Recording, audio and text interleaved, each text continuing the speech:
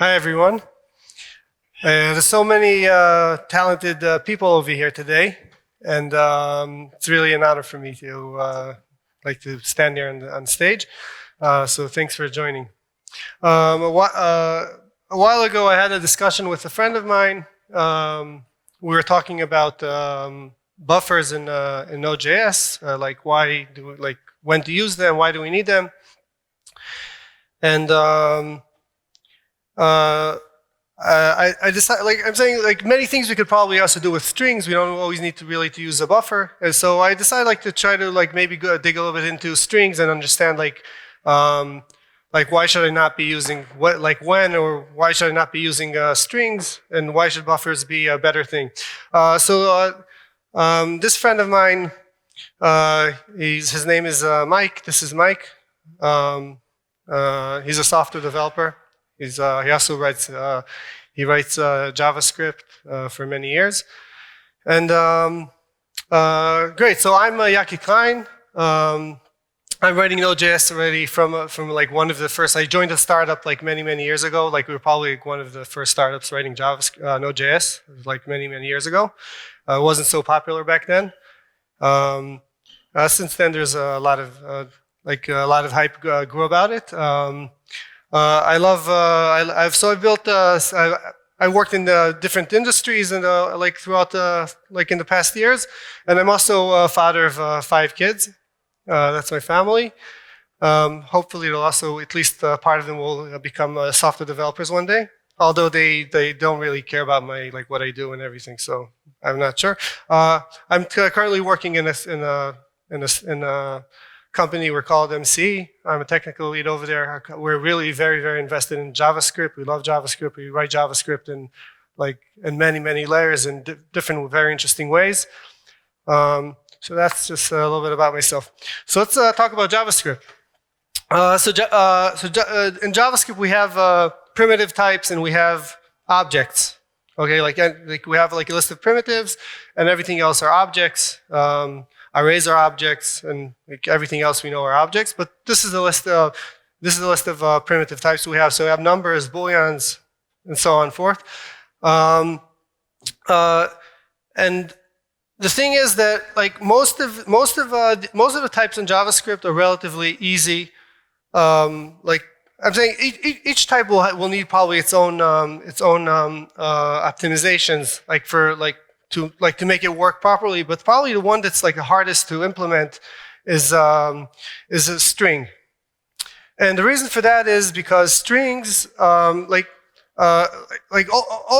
types, all the primitive types really like to consume a certain size inside memory, whereas strings you could concatenate strings, you could slice strings. You want to do it's very hard to make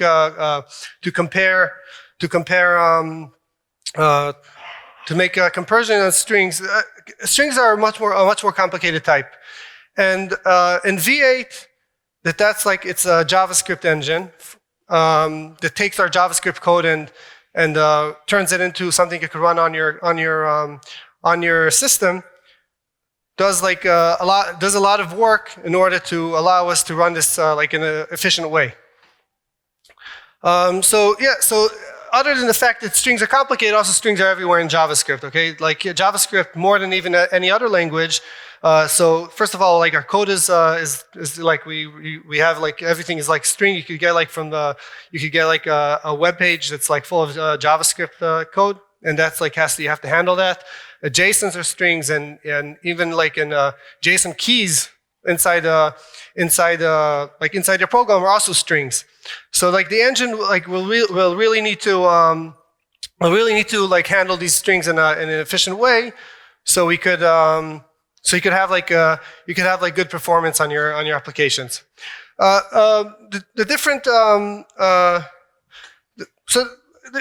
There's many operations you could run on strings. I tried to maybe sum them to maybe 4 types. Maybe we could do it a little bit different, but I think there's concatenation. That's when you take two strings and you put them together.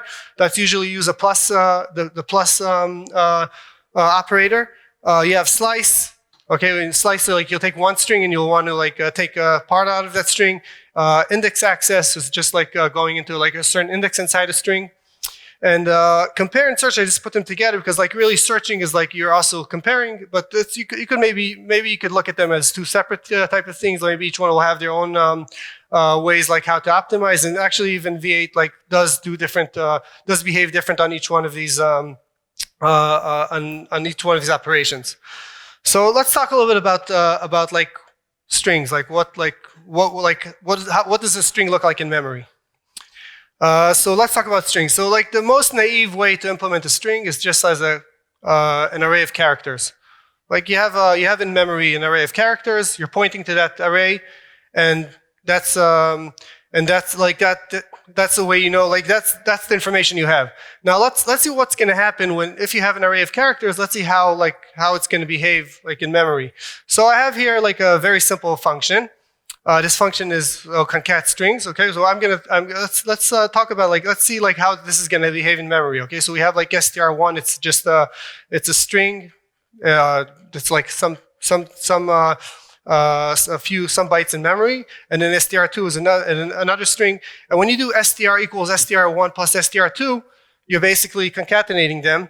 But as we said, that strings in memory are just like an array of characters. So let's see how this is going to behave. So again, we have like the first string in memory. Then we have you have a second string. But then when you create the str, so basically you're going to duplicate your two strings.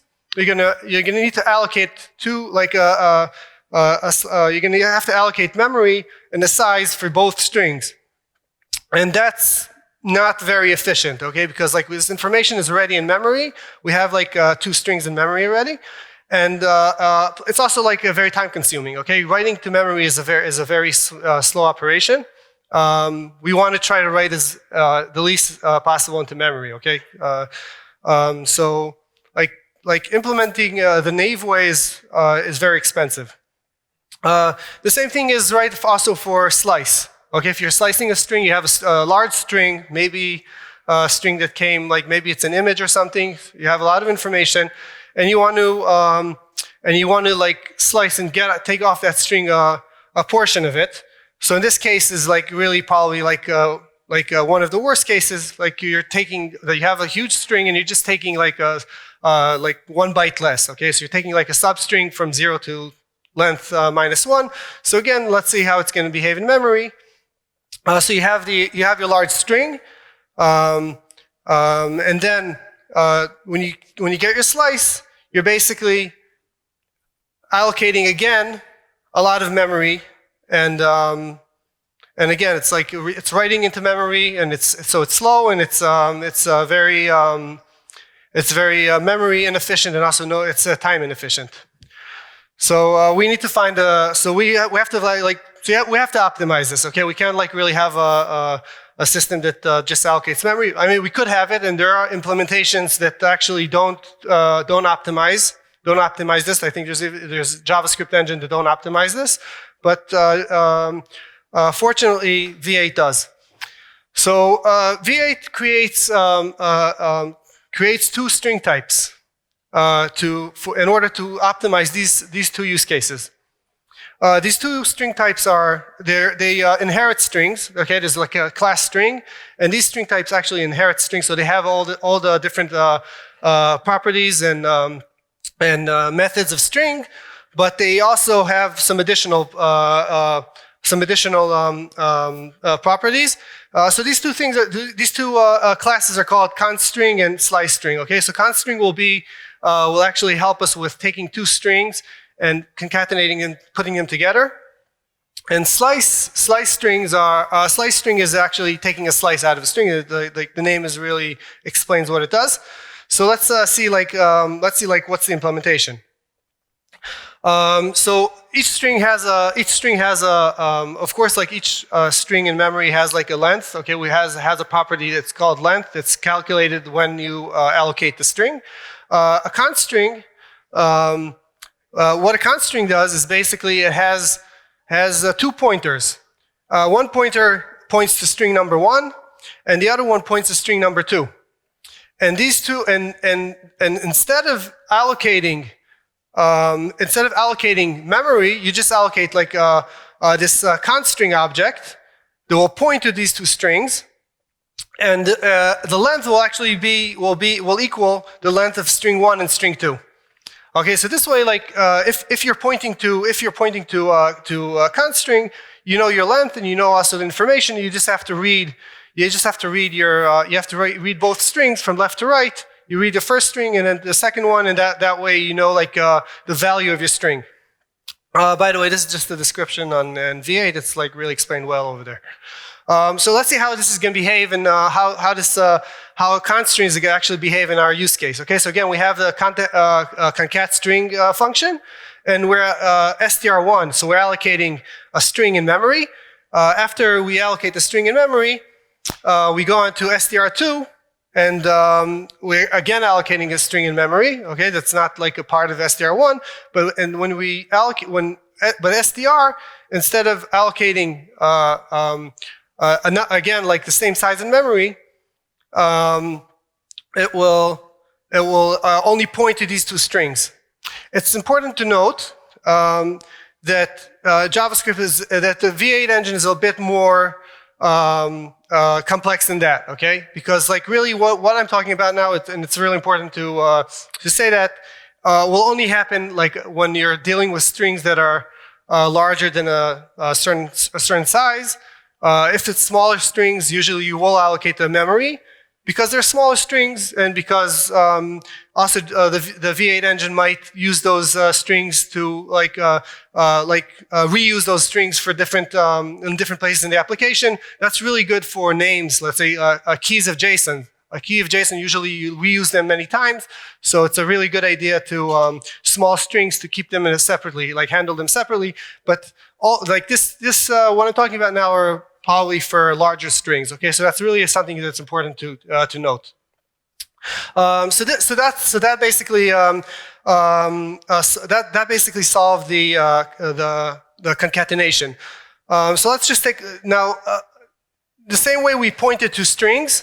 It's a const string could also point to another const string. Okay, so you could actually create like something like a binary tree that's like built out of like many like the strings themselves with the string, like the simple the string type are the leaves, and like all the hierarchy of the binary tree are actually const strings. Okay, and they could like point to themselves. It could have like any different. It could have many different shapes also. Now what's like now if you actually want to get the value of your string, what you have to do is you have to read this tree from left to right. Okay, you read it from left to right, and if we look at this use case, so we have str1 where it says learn at, so that's basically a const string pointing to two strings, and you have another one that's pointing to a NodeTLV. And if you want to actually read the value of the string str, you just have to like iterate through the tree from left to right. Okay, you run a DFS basically. You run like from left to right, and you could get your the value. So that's how we solve concatenation. Slice strings are also solved with another type of class. So the slice string basically also points to the original string. It also points to the original string, but it just adds, every string has a length, right? Like every string has a property called length. It just adds a new property called offset, okay? So when you want to say substring from A to B, so your offset will be A. Whatever you set as the like where you want to start will be the offset, and the length would be the length of and the length would be like until like where the string ends. Okay, so that way, like if you could still point to like the original string, but you could point to the original string, but like get the information about this other string. So if we take a look at our example, so you have a large string, and then we get the length, but the slice will basically instead of allocating like new memory, what it's going to do, it will actually just point to the original string, but it will set the offset to 0 because that's like the first parameter being passed, and the length will just be length -1, since that's the second parameter. That might be wrong. That might be wrong. Okay, actually the calculation might be a bit different, but okay, let's just move on. Okay, so Mike is happy with this solution. Here he's even doing his dance.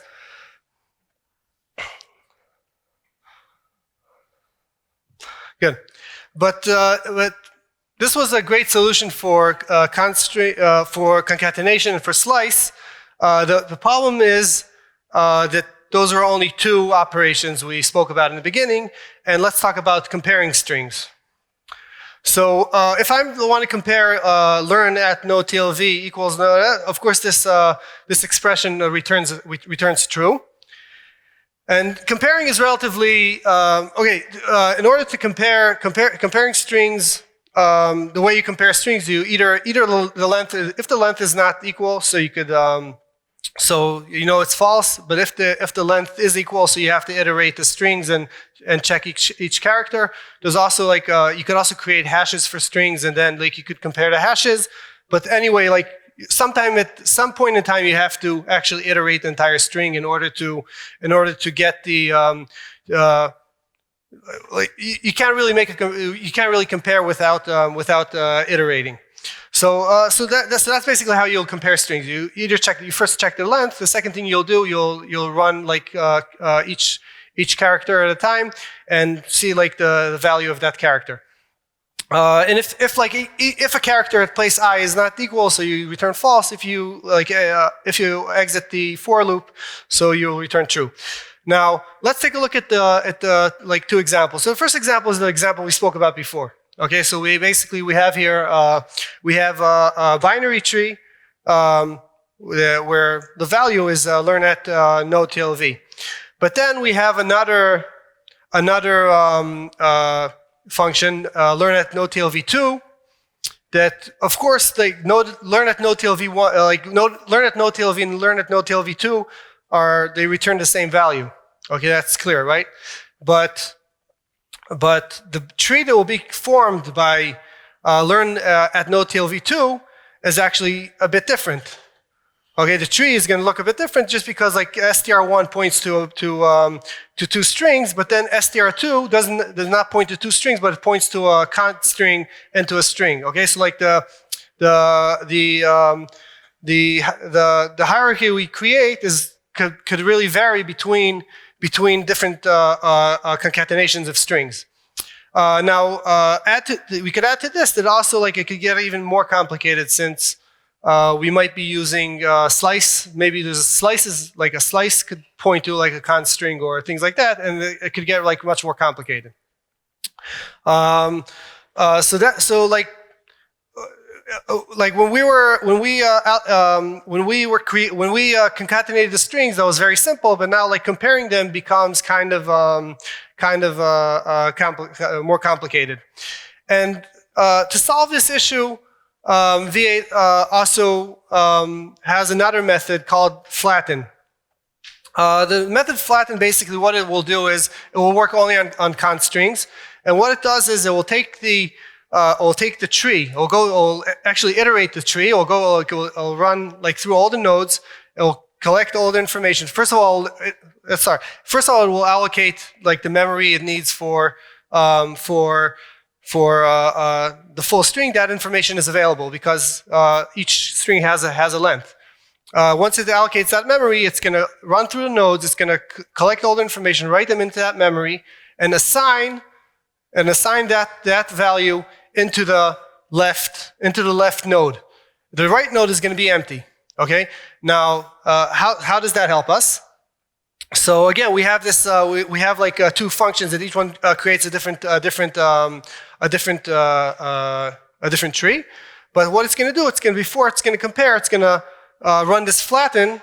It's going to flatten the trees and assign the values into the left node, and then it's going to just compare the two left nodes. Okay, once like the right node is empty, you don't have to like deal with the right node, and you just have to deal with the left node. So that's what the V8 is going to do when you're comparing strings. Now, like as we said earlier, this is not I'm saying we found a good solution for concatenating, but then when we're coming to compare again, like we might we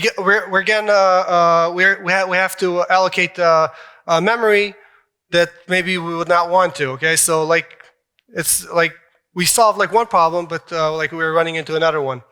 Another issue that might rise is what if you have a very large string?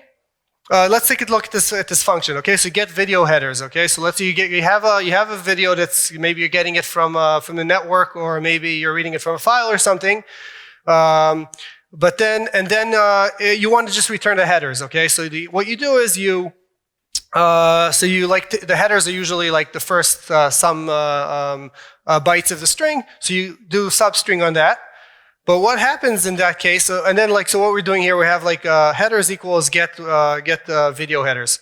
Now what happens is that this SlicedString is actually pointing to the original string. So and the original string might be a very large string. Okay, so instead of so when the garbage collector will want to now come and release that large string, it basically has a pointer pointing to it. It cannot release that string.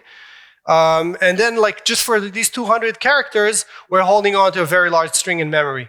So again, like we're bumping into like inefficiency over here.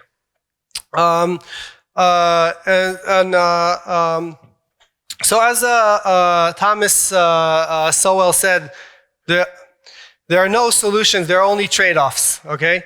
So basically, if we look at these two graphs, like we always have to choose like where what's our best solution for us, like what works best for us. And like in the first when we're allocating strings, our slice and concat were very, very inefficient in memory and in time. Whereas index access, for instance, was very, very efficient. Since you have a string, you could access it very, very easily. Once we reference strings, so we're actually like in the like we're battling some other issues. That's for instance for compare, but concat and slice are more efficient. Slice still might have some issues. We just have to decide like on the right trade-offs, and that's why there might be like other engines and also like other languages that actually implement it differently. Okay, it's like V8 implements it one way, but like in other places it might be implemented different ways. And that being said, I'll go back to like what I started with. Okay, why should we be using buffers? Okay, so like really, if we're dealing with a very large if we're dealing with a lot of very heavy manipulation on strings, you probably should not be using strings. You probably should be using a buffer, because since buffers are mutable, and you could just like update them, like and change like the values inside them like as you like, instead of having V8 guess like what's the right way for it to to manipulate the strings. So that's it. That's it for me. Thanks for listening. You could scan this QR code for. I'll take you directly to the code in V8 that actually handles this. And thanks a lot.